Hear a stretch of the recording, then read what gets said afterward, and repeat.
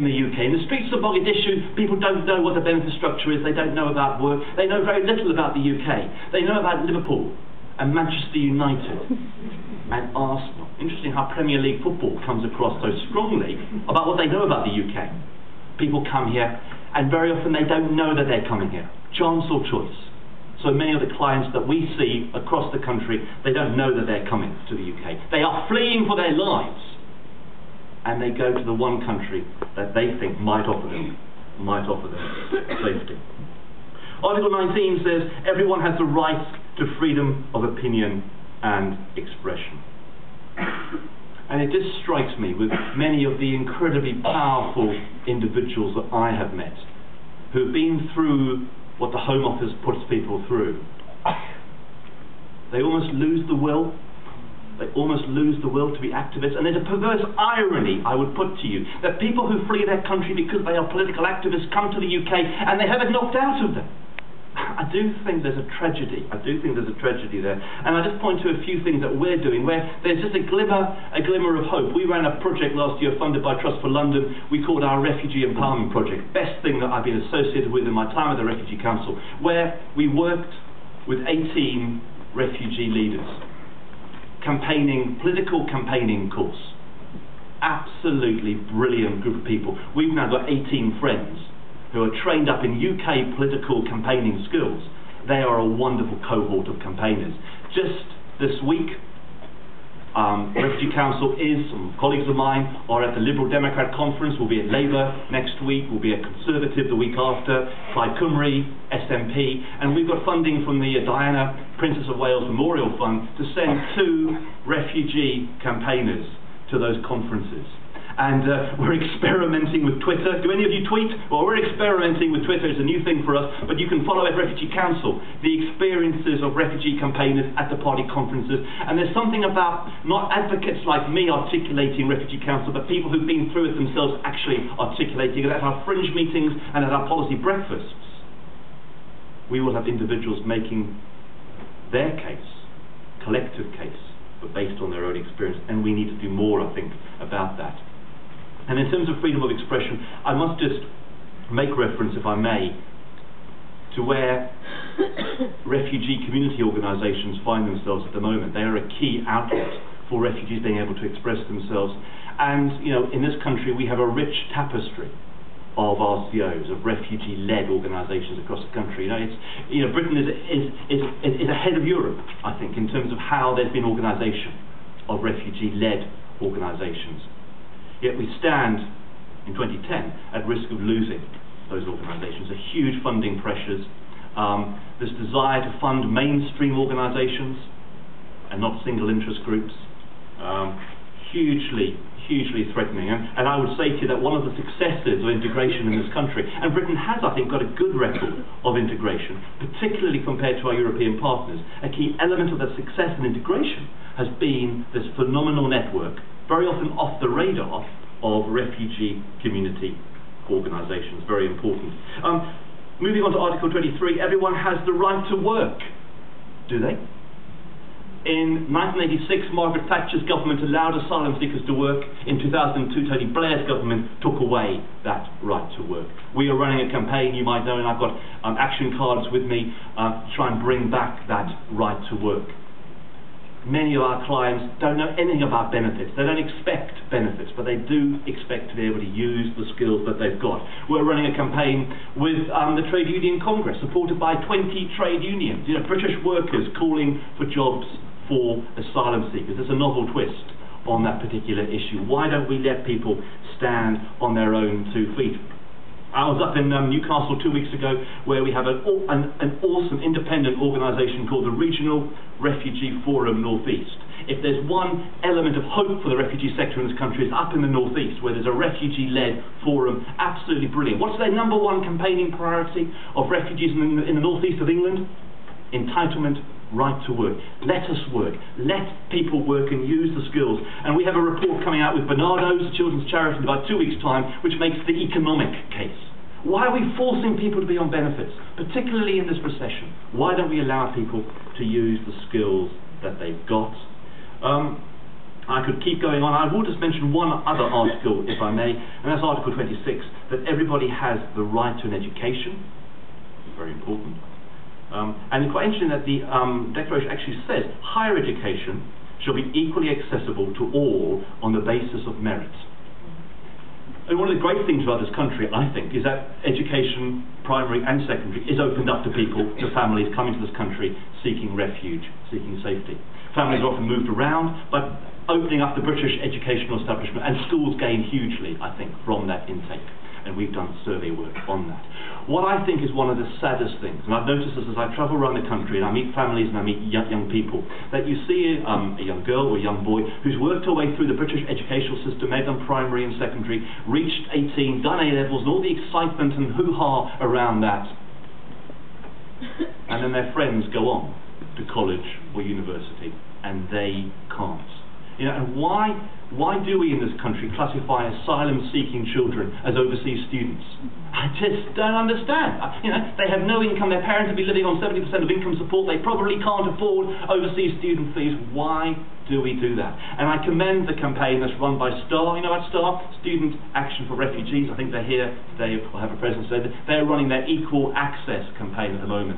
And there are some really progressive university vice-chancellors at the moment who recognise the absurdity of charging asylum-seeking children overseas student fees, and they have, through their own use of internal funds, enabled bursaries to allow asylum-seeking children to go to university. We don't make a big thing of that. We don't sing and dance about that, but we should be doing that. Progressive vice-chancellors seeing that actually there's a benefit. And interestingly enough, what we hear from vice-chancellors is that who make the best students, who have the biggest appetite, a voracious appetite for learning?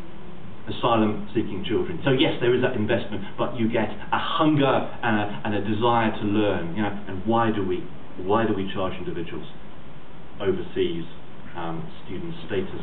So I just think using the spine of the Universal Declaration is quite an interesting academic discipline. That those wonderful aspirations of 1948, and whilst there's many good aspects in this country, and I am so proud to be a citizen of this country, and that we do still strive to meet our obligations under the 51 Convention. I am so proud that this country has a record of welcoming in people. I am proud to live in a country that does that. But that does not mean that we cannot do things better, and that there are, as I've indicated, areas where we are failing, I would argue, to meet those high and lofty expectations that were set out on the 10th of December 1948. So I'll bring my comments to a close. I haven't had the yellow card yet from him, so I'm not doing badly. He did threaten me with a yellow card, so I should try and bring my comments to a close. I've talked a lot about 1948. Another important event happening some 3 years after 1948, again one of the legacies of the Second World War, was the Convention relating to status of refugees in 1951. And I think that sense from the international community of how, you know, groups of people, notably kind of Jewish people, but by no means exclusively Jewish people, the lack of protection, the abuse, and just the horrendous human tragedy of the Second World War coming together in 1951, and that beautiful, beautiful thing of the 1951 Convention, that recognition that when a state can't guarantee the protection of its own individuals, actively goes against that individual, that the collective world community has a role. I think such a powerful, powerful statement. You know, when people say that the 51 Convention is outdated, it needs to be reformed, protect it. It's one of those few occasions where the world community has come together motivated by a crisis, a catastrophe, and tried to create something better, something stronger. And just to share with you, but next month, I'm going to do something, and I'm quite daunted by this, but I think it's hugely important. We've developed a strategic partnership with the Holocaust Educational Trust. Really interesting, and you probably know this, but they receive funding from government, whereby every sixth form in the country has funding to send 2 sixth formers to Auschwitz. Quite amazing. Not all schools take that, but they have the funding. And I'm going over with a group of sixth formers next month. A day trip from Luton Airport, leaving horrendously early to go to Auschwitz, come back. Wouldn't be everyone's ideal day trip, I have to admit. But what's interesting is when people come back from Auschwitz, having seen what there is to see at Auschwitz, and interestingly still, thank God, Holocaust survivors still living and breathing and telling their story. And I have to say, I meet many inspirational people and projects doing my job, but the young people I've met who've come back from Auschwitz, that burning sense of anger that this must never happen again is so strong. And of course the tragedy is, you could just look south of us to the Democratic Republic of Congo, the genocide that's happened there, other parts of the country, things have happened since 1945. And what we're trying to do with the Holocaust Educational Trust is, yes, people have that phenomenal experience of the horror of what manifested itself in the Second World War, the horror, but actually that sense of this must not happen again. And the anger of those young people gives me hope, I have to say, for the future of this country and the future of the world. And next year, 2011, is the 60th anniversary of the Refugee Convention. And certainly my organisation with the UNHCR and others will be making a big thing, I think, of that. We need to go back and we need to rediscover what protection means. We need to go back and almost reclaim the sense of what Britishness means. Can I say that as a charity sector campaigner? Reclaim Britishness. What it means to be British. And I will argue to you that standing up for the rights of individuals, and what this country fought for between 1939 and 1945, we should be proud. We should be proud of what this country did. And of course it was British lawyers that spent so much time drafting that 51 convention. We should be proud to reclaim Britishness in terms of that central need for international protection, and make the case for protection and make the case for why people come to the UK. And certainly you just need to pick up any newspaper and that generic use of the word migrant. And the confusion, I think, in the public mind. And you hear references to Polish asylum seekers. You can't be a Polish asylum seeker, but that kind of, to be fair, that confusion in the great British public's minds. I think we, Refugee Council, Refugee Action, other partner agencies, UNHCR, we have to be better at talking about why people come here, why people are forced to flee, and actually, say that narrative, promote that narrative. And I kind of finish by saying I do think in 2010 we do face almost a perfect storm. I do think there's a perfect storm facing us. There's increasing public hostility to people coming in. There has been, I think, the expansion of the European Union, whilst a wonderful, wonderful thing, has only fueled that public hostility to migrants, newcomers coming in. We have arguably the worst recession since the 1930s, people losing their jobs with huge financial insecurity. And we've had huge political change. The first coalition government that this country has seen since 1945, and that was, of course, a national government in time of crisis during the Second World War. So we have this kind of perfect storm. And I just finish by saying that it is so important, as we face a perfect storm, that we are united in defence of asylum seekers and refugees.